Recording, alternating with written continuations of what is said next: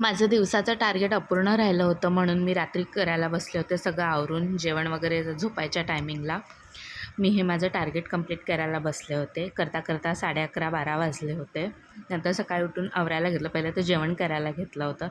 नंतर ही ना मी अभ्यासाची डायरी मेंटेन करते, ज्याच्यामध्ये मी लिहिलेलं असतं की मी काय केलं काय नाही. स्पेशली मॅथ्सच्या फॉर्म्युलांसाठी जर ते पानांवर लिहिले तर जे इकडे तिकडे जातात आणि मग मला रिव्हिजनसाठी प्रॉब्लेम होतो. पुन्हा पुन्हा शोधून काढावे लागतात. आणि हे मी टॉपिकचे नावं पण लिहिते. मी कोणत्या सब्जेक्टचे कोणते टॉपिक केलेत ते. हे पॉलिटीचे दाखवलेत मी तुम्हाला, कारण सध्या तर त्याच्यावर तेच चालू आहे.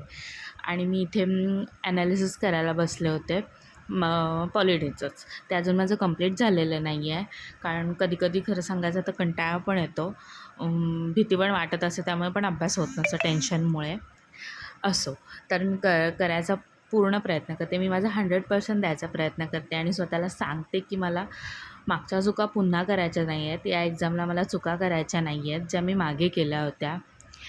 तर तुम्ही कसा अभ्यास करता? जर माझं काही चुकत असेल तर तेही मला कमेंटमध्ये सांगा की की की मी चेंजेस पण करायला हवेत काही, हे पण सांगा.